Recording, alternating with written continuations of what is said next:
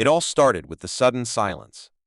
The Galactic Council had been meeting for hours, and the air inside the massive chamber was thick with tension.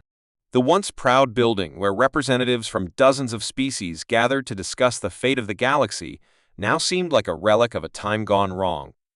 Humans had been a part of the Council for decades, always on the edge, always striving to make a difference. But they had never felt truly heard. They were a species of creators, of explorers, yet every time they brought something new to the table, it was brushed aside, dismissed by the higher powers who ran the Council. For years, they had dealt with the bureaucracy, the endless debates, and the slow crawl of progress. But today, everything would change. Commander Alara Steele stood in the center of the Council chamber, the weight of the decision on her shoulders. She had been the face of humanity on this intergalactic stage for many years, and now, standing at the precipice, she could feel the eyes of the entire galaxy upon her. Today was not just any meeting. Today was the day humanity would walk away. The Zothar, one of the most powerful species in the galaxy, had made a move. They had always been a bully, their demands coming in the form of manipulation and force. But this time, it was different. This time, they had demanded humanity's most advanced technologies, claiming that it was for the greater good of the galaxy. But Alara and the human delegations saw through the lie. The Zothar wanted control, and they saw humanity as a pawn in their game of galactic domination.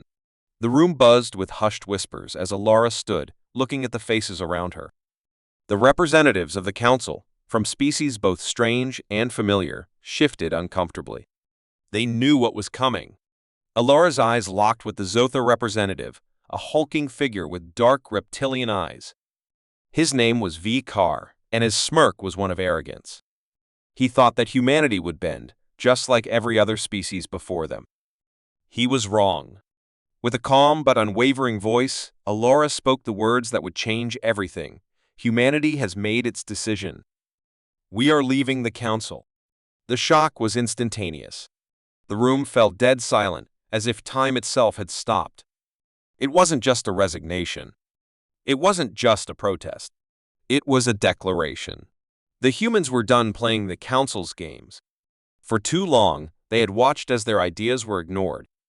And now, in this moment, the very fabric of the Galactic Council's unity began to unravel. Alara knew what the consequences would be. The Zothar would not take this lightly, and neither would the other factions who had relied on humanity for resources, technology, and military support. But she also knew that this was the only way forward. There was no turning back now. As the words echoed in the chamber, the murmurs began. The other representatives, still in disbelief, exchanged glances. Some of them were shocked, others relieved, and a few even angry. But none of them could deny the truth of what had just happened. Humanity, the species that had always seemed to be on the outskirts of galactic politics, had just taken control of its own destiny. The Zothar's smugness faltered for a split second, and in that moment, Alara saw the cracks forming in their once unshakable confidence. The Council chamber, once a symbol of unity, now felt like a tomb. For decades, it had been the center of galactic decision-making, the place where the fate of entire species had been decided. But with humanity's departure, everything had changed. The Zothar representative stood, his massive frame towering over the others, and hissed, "This is a mistake, human. You'll regret this." But Alara, unmoved, simply turned her back on him. Her team, the human delegation, followed her lead without hesitation. They had made their choice, and they weren't going to let anyone change it. As the humans walked out of the Council chamber, the doors slammed shut behind them, the sound echoing through the empty hall. Outside, the stars seemed to shine a little brighter, as if the galaxy itself was holding its breath. In that moment, the humans were no longer just participants in the galactic drama, they were the main players. And the Council, as it had existed for centuries, was crumbling from within. The galaxy would soon learn that humanity, despite its young age and relatively small presence compared to the ancient species of the Council, had something none of the others had: resolve, determination, and a fierce desire to forge their own path, regardless of the cost. The Zothar wasted no time in attempting to rally the remaining Council members. Their pride had been wounded, and they were quick to issue threats. But the damage had already been done. The Zothar couldn't hide their fear, and it was that fear that would spread like wildfire across the galaxy. Without humanity's influence, the balance of power was shifting. The Council's unity, once a thing of strength, was now a fractured illusion. Back on Earth, the news of the departure rippled across the planet. It was a decision that sparked fierce debates. Some saw it as an act of courage, a bold move to take control of humanity's future. Others feared the repercussions, knowing that the Zothar and other factions would not let this go unpunished. But one thing was clear: humanity had chosen its future, and it was no longer going to bow to the whims of the Council. In the coming days, the consequences of the humans' withdrawal would be felt across the galaxy. New alliances would be formed, old ones would be tested, and the power dynamics would shift in ways no one had anticipated.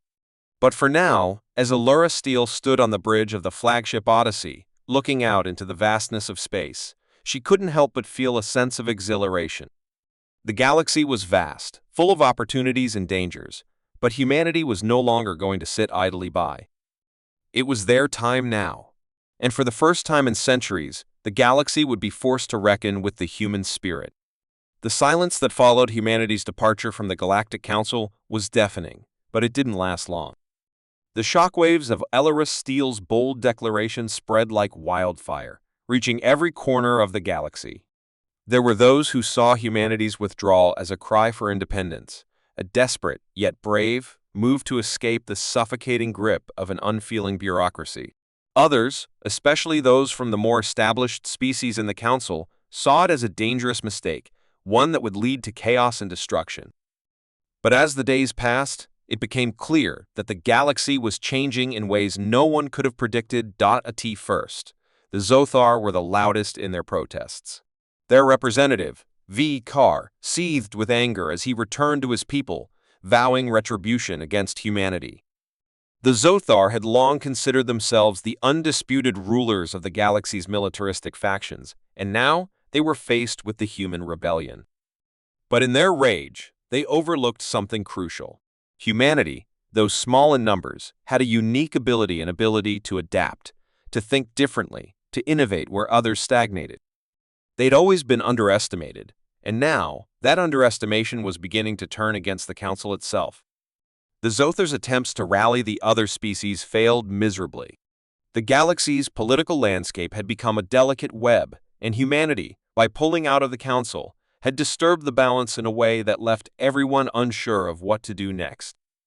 Smaller species who had long been on the sidelines watched with growing unease.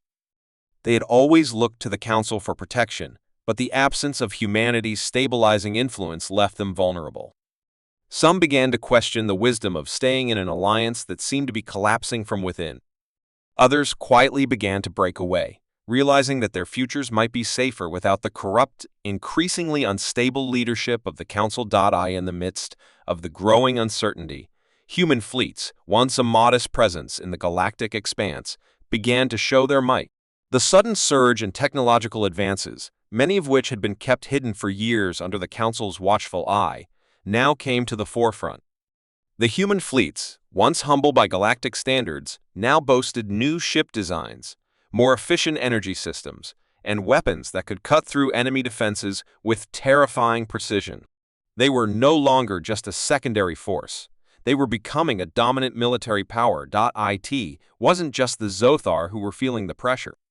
The larger, more established factions of the Council, those who had relied on humanity for resources and technology, now found themselves scrambling. The Milari, a race known for their diplomatic prowess but lack of military strength, found their influence waning. The Vresh, an aquatic species known for their ancient wisdom, felt vulnerable without the support of humanity's rapid technological development. Even the once unquestioned supremacy of the Cathar, an insectoid species known for their vast fleets, was beginning to show signs of weakness. They had all underestimated humanity, and now they were paying the price. Meanwhile, back on Earth, the mood was far from one of fear or regret. The decision to leave the Council had been a gamble, but humanity had always been a species that thrived on risks. News outlets broadcast the decision with mixed reactions. Some hailed it as the dawn of a new age, while others feared the unknown consequences. But among the common people, there was a sense of hope that had been absent for years. Humans were finally free from the constraints of the Council, free to determine their own future. The human colonies, scattered across the stars, began to rally behind Earth's decision. Old borders that had once divided them began to fade, replaced by a renewed sense of unity. New alliances were formed, ones that were based not on the outdated politics of the Council, but on shared goals, exploration, innovation, and the betterment of all. The human colonies, once seen as distant outposts, now felt the pulse of a collective strength they had never experienced before. And for the first time in centuries, humans began to look at the galaxy as a place not to fear, but to conquer, not with force, but with ingenuity. But as humanity's influence grew, so did the tensions. The Zothar, who had once been an overwhelming presence in the Council, began to flex their muscles. They had underestimated humanity's resolve, but they were not the only ones. Smaller factions that had quietly slipped away from the Council now found themselves caught in the crossfire. The Zothar's first move was a series of strikes on human colonies in an attempt to reassert their dominance. Their hope was simple: destroy the fledgling human fleets before they could grow too powerful. They believed that by making an example of humanity, they could restore the balance of power. What the Zothar didn't anticipate was the fierce resistance they would face. When their warships arrived at the outer rim of human space, they found a united front waiting for them. The humans had prepared, and though their fleets were still growing, they had already developed tactics that took advantage of the Zothar's overconfidence. The first battle was a decisive one. Using their knowledge of Zothar tactics, humanity ambushed their fleet in the dead of space.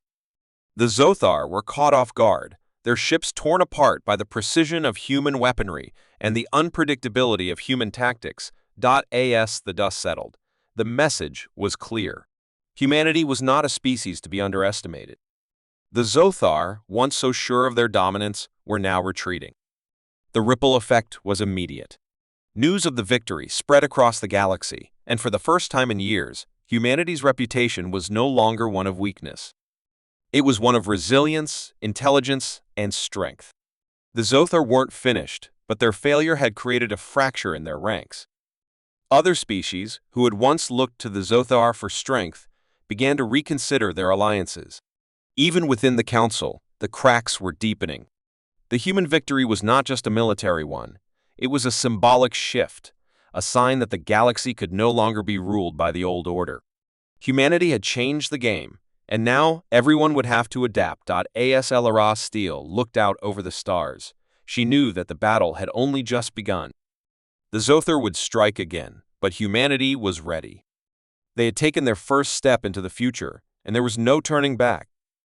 The echoes of their decision had only just begun to reverberate through the galaxy, and the consequences would be far greater than anyone could have imagined. The universe had always been a vast and unpredictable place, but after humanity's bold withdrawal from the Galactic Council, everything seemed to shift. What had begun as a political move, a desperate cry for independence, was rapidly evolving into something far more significant. Humanity was no longer just a species trying to find its place in the galaxy. It was becoming the driving force that reshaped the very foundations of galactic power. The aftermath of the human victory over the Zothar had sent shockwaves across the galaxy, but it wasn't just military success that marked humanity's rise. In the weeks following their decisive victory, Earth and its colonies became the epicenter of innovation and industry. The resources of the human colonies, once fragmented and underutilized, were now being harnessed with unmatched efficiency. Under the leadership of Commander Lara Steele, humanity wasn't just surviving, it was thriving. Earth itself had become a hub of diplomatic activity, attracting representatives from smaller, less established factions who had long feared the Zothar's iron grip. They were looking for new alliances, and many found that humanity, with its mix of technology, resilience, and vision, offered a glimmer of hope. These species, who had once been pawns in the Council's political games, now saw the opportunity to be part of something new, something that wasn't built on manipulation, but on cooperation. Slowly but surely, these factions began to turn their backs on the Galactic Council. They saw the chaos that followed humanity's departure, the infighting, and the complete breakdown of order. Many realized that the future lay not with the old guard, but with the human-led federation that was quietly rising from the ashes. The human-led federation, which started as a modest alliance of independent colonies, began to grow at a startling pace. Within months, the network of human colonies had expanded, drawing in not only human territories, but other species who sought refuge from the instability of the Council. Alara Steele knew that now was the time to act, and so she began the delicate process of solidifying humanity's position as the new political and military power in the galaxy. The first steps were subtle but strategic. The human fleets, now bolstered by the latest advances in propulsion technology, patrolled trade routes, ensuring the safety of independent worlds and protecting them from both the Zothar and any other factions that might attempt to challenge the growing Federation. Their presence alone was enough to give smaller species the confidence to join the Federation. The symbol of the Federation's strength, the human flagship Odyssey, was a beacon of hope in an otherwise dark and fragmented galaxy. As the Federation grew, so did its influence. Humanity's technological innovations, many of which had been hidden from the Council to prevent any one species from gaining an edge, began to spill into the galaxy.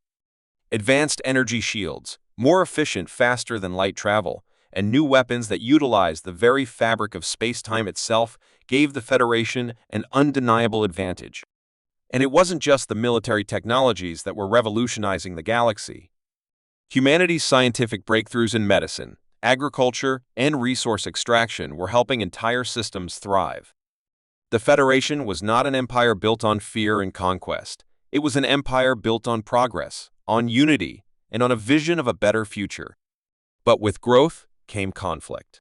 The remnants of the Galactic Council, stunned by humanity's rise, scrambled to reassert their authority. The Zothar, in particular, were furious.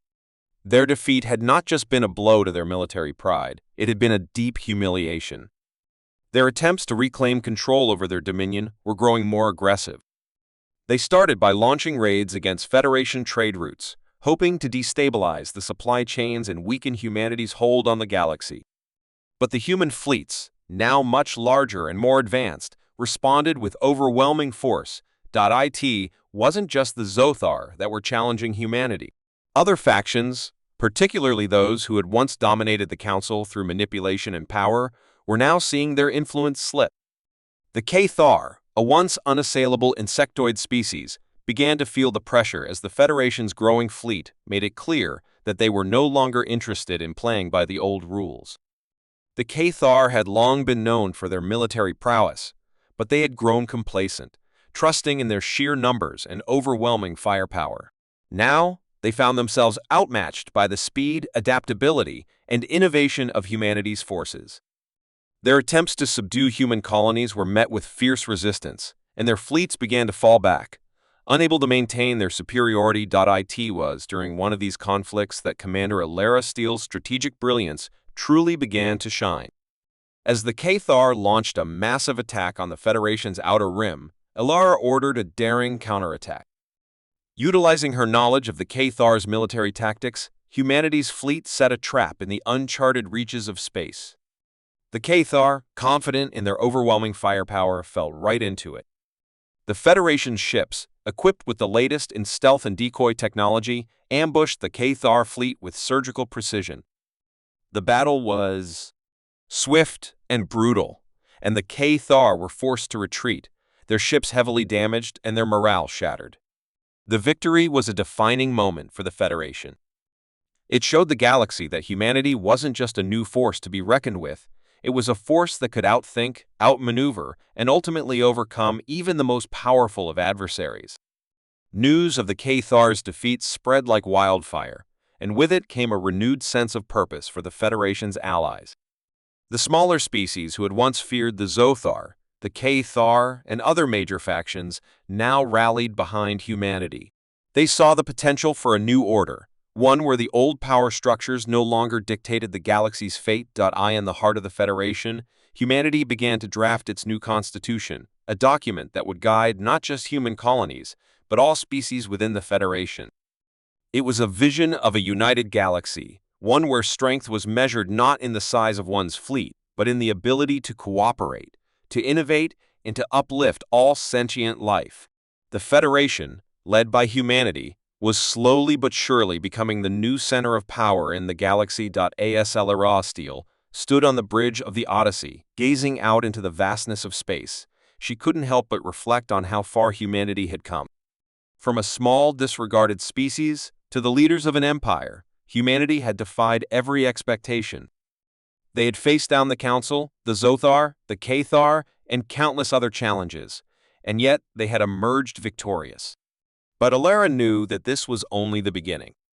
The galaxy was vast, and there were still many threats to face. Yet, as long as humanity held to its core values, innovation, unity, and resilience, their rise would continue. The human empire was not built on the ruins of the old order. It was built on the hope for a better future.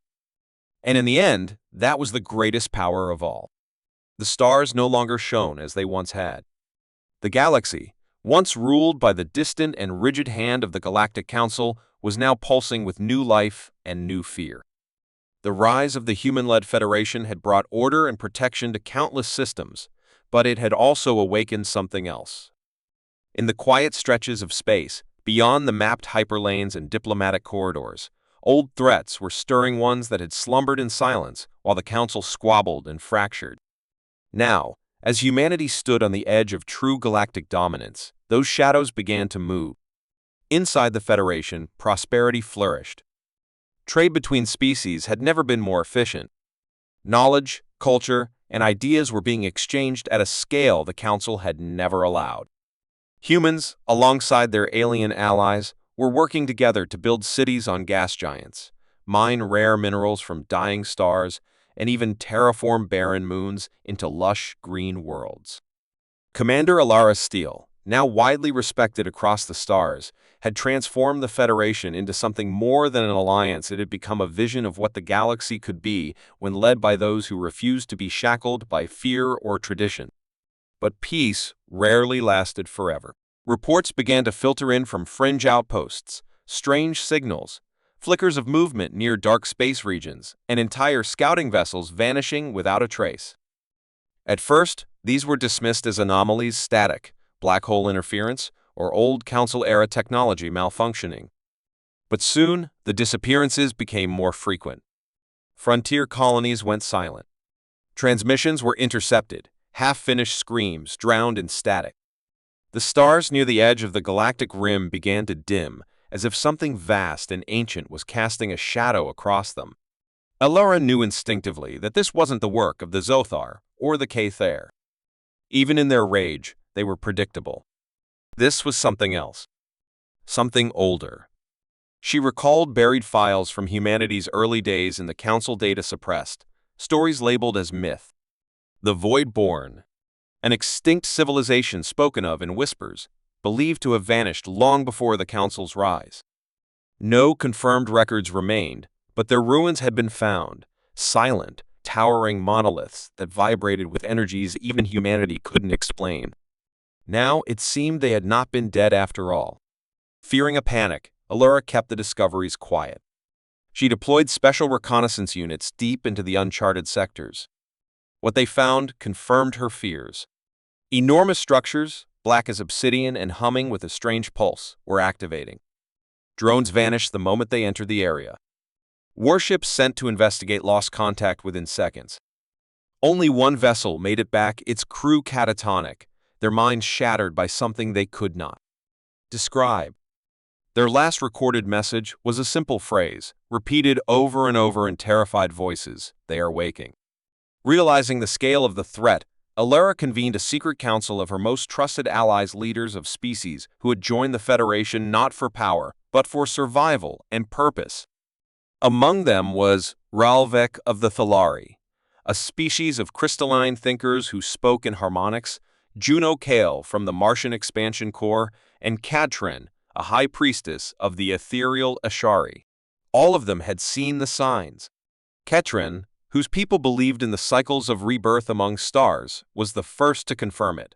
The Voidborn were not just waking, they were already moving. Ancient machines, the size of moons, had been detected moving slowly from the outer rim. They didn't send messages. They didn't claim territory. They consumed it. Worlds went dark in their wake, stripped of atmosphere, life, and even magnetic fields. The Zothar, ever proud, had tried to fight them alone. They sent their best fleet, 80 cruisers and a dozen dreadnoughts. Not one returned. Surveillance drones picked up only a brief image, a wall of shifting black matter, folding space around it like cloth. Then, nothing. The Federation had no choice but to act. Alara gave the order to begin the largest mobilization in human history. Every shipyard, every outpost, every research center was put on high alert. Humanity was no longer preparing for a war of politics, it was preparing for survival. And then, something no one expected happened. The Cathar, once proud and cold, came to parley. Their envoy, General Thresic, arrived on Earth personally, an action unheard of for his species. He bowed, an unthinkable gesture, and requested an audience with Alara. In the Great Hall of the Federation Command, surrounded by both human and alien leaders, he spoke only one sentence: "We were wrong. We will stand with you." The Zothar followed days later, battered, their pride shattered but their resolve clear. Other former enemies began to send signals. Even the last remnants of the Galactic Council, those who had hidden away in fortified worlds, reached out with desperation. The galaxy, long fractured by politics and arrogance, had finally found a common enemy. Alara, looking at the swirling stars from her command deck aboard the Odyssey, understood the weight of this moment. Humanity had once been dismissed, laughed at, ordered around by powers who believed themselves eternal. But now, those powers stood behind her. Not because they loved humanity, but because humanity had risen when it mattered. Because humans, flawed but unyielding, knew how to fight when it counted. The first fleets began to deploy along the rim. Defense grids were activated. Experimental weapons, those too dangerous to use before, were finally given clearance. The galaxy, united under the banner of the Federation, was preparing for a war not of conquest, but of survival. And in the shadows of deep space, the Voidborn watched and waited. Alara didn't know if they could win, but she knew one thing for certain. Humanity had started this new chapter with fire in its heart and stars in its eyes, and whatever came next, they would face it together. Because the day humans left, the Council had changed everything. And now everything was at stake. The stars had grown cold.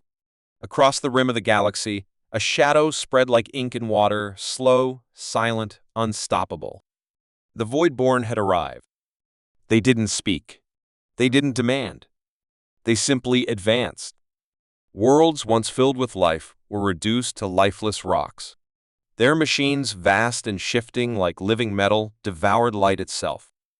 For the first time in centuries, the galaxy trembled not before politics or war, but before extinction. Commander Alara Steele stood aboard the Odyssey, staring at the tactical holomap that displayed hundreds of systems slowly going dark. They had prepared, united, and armed themselves with every ounce of knowledge and power the Federation could muster, but even so, the Voidborn were unlike anything anyone had ever faced. Their ships were not built, they were grown. Their weapons bent reality. Entire fleets had vanished without firing a shot. The question was no longer whether the Federation could defeat them, it was whether it could survive them. The final defense line was drawn around the core ward shield, a barrier of fortified systems meant to protect the heart of the galaxy. Billions of lives rested behind it. Every species, human and alien, had committed everything. Mining colonies were evacuated. Research stations abandoned. Every ship, from the tiniest scout vessel to the largest dreadnought. A force of over 1 million ships, and the largest fleet ever assembled in galactic history, floated in silence among the stars waiting. Alara's voice echoed through the command deck as she addressed her crew, her officers, and the entire Federation. We did not choose this war, but we choose to fight it. Today, we stand not as humans, or Thalari, or Zothar, but as one. We do not fight to conquer. We fight to endure, to protect every child, every home, every dream this galaxy still holds. If this is the end, Let it be a beginning instead. Let them remember that when the void came, we stood our ground. And then the sky broke. The Voidborn emerged from dark space, not as a fleet, but as a wall, massive, shifting, endless. Reality bent around them. Federation ships powered up, shields flared, and targeting systems locked. A silence, deep and tense, passed over the fleet, and then Alara gave the order. Fire. The first wave struck with blinding fury. Lasers, missiles, plasma bolts, millions of weapons fired as one. Space itself seemed to burn. For a moment, it felt like the tide could be held. Dozens of voidborn constructs shattered under the assault, breaking apart into fragments that melted into nothing. Cheers erupted across some ships, but it didn't last. The second wave came, and this time, the voidborn fought back. Their weapons weren't seen, they were felt. Ships folded in half without being touched. Matter twisted. Time skipped. Dozens of Federation vessels disappeared in flashes of inverted light. Some returned moments later, melted and hollow, as if centuries had passed inside them. The battle turned chaotic. Strategy broke down. It became survival. But humanity did not break. Alara ordered Phase 2. The Odyssey led the charge. Hundreds of experimental stealth drones, developed in secret human research stations, activated and swarmed the largest of the Voidborn. Artificial intelligence-guided warheads struck in perfect synchrony. With a brilliant flash, the first Voidborn Titan fell, and for the first time, that moment changed everything. The Federation seized the chance. The Zothar dreadnoughts, long silent, began their suicide runs. The Cathar unleashed forbidden weaponry they had hidden even from the Council. Even the Ashari, a pacifist race of light dwellers, fused their essence with the human data network, guiding fleet movements with precision beyond any calculation. Still, the battle dragged on. One by one, systems failed. Ships were lost. Friends died. Heroes were born.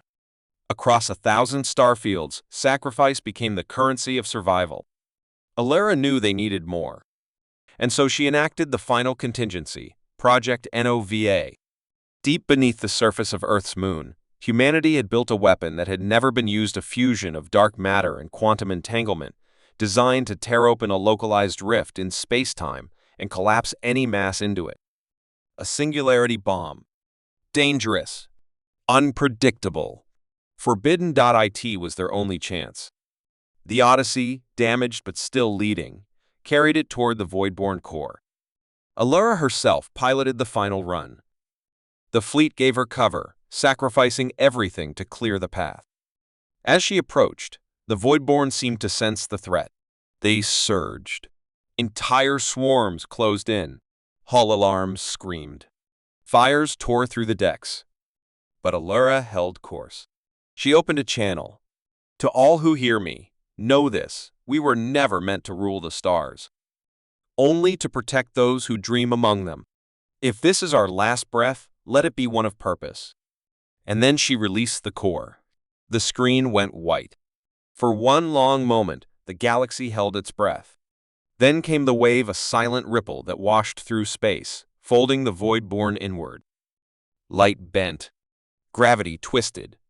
And then, they were gone. The Voidborn were no more. Silence returned to space. Burned ships drifted, broken but alive. What remained of the fleet slowly gathered, shocked but breathing. The war was over. Alara Steele's name would be remembered in every corner of the galaxy. Statues were built. Worlds renamed. Children of every species learned of the human who lit a fire in the dark. Earth became more than a homeworld. It became a symbol of unity, resilience, and hope. The Federation did not become an empire of power. It became a haven, a promise, a place where no species would stand alone again. Peace returned, though the stars still bore the scars of war. Humanity had led the charge, paid the price, and changed everything. Because when the Council fell and everything collapsed, it was humanity that stood up, and in doing so they saved the galaxy.